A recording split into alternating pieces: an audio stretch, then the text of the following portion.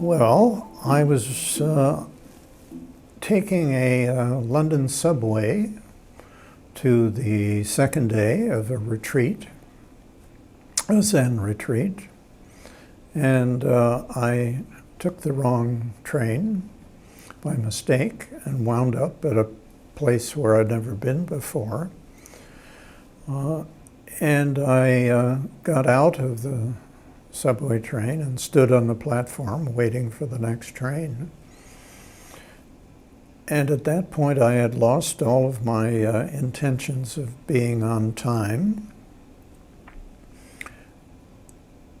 and had never been in the station before, and so it was a very unfamiliar setting to me. So I glanced off idly beyond the grimy station into the distance where there was a little blue sky and some clouds, and raised my gaze up there, and all of a sudden I dropped into a state which can best be characterized as a taste of Kensho, or an awakening experience.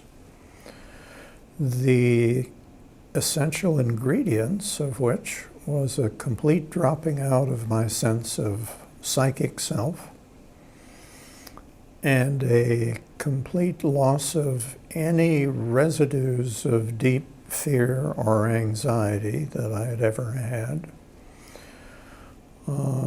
So complete loss of fear and a complete loss of any sense of ongoing time, such that the past dropped out in all of my memories of the past, and there was no concern or interest in the future. There was just this particular ongoing moment.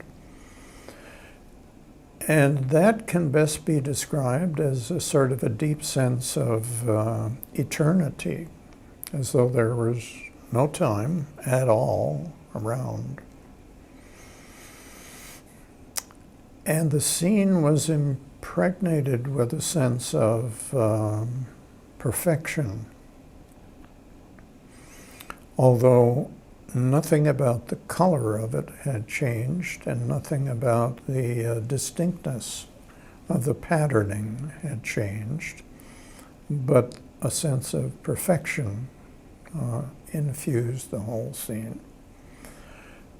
And that was sort of the essence of the first part, or the insightful part of the experience. Just no self, and things out there in the whole world as they really are, without my being in there possessing them in any intrusive sense. And this lasted for an unknown number of minutes and went into a diminuendo, which is a little more complex. But the residues of that awakening experience were with me and in my thoughts for the next 2 or 3 days. And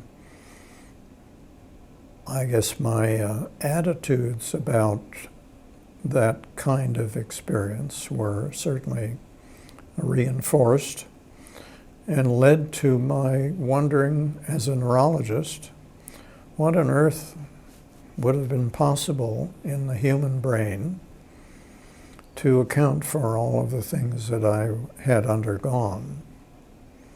I didn't feel this was a visit from some deity. As a neurologist, I felt it was something going on in a human brain. And maybe somebody ought to try to figure out what this was and how it related to my Zen meditative practice.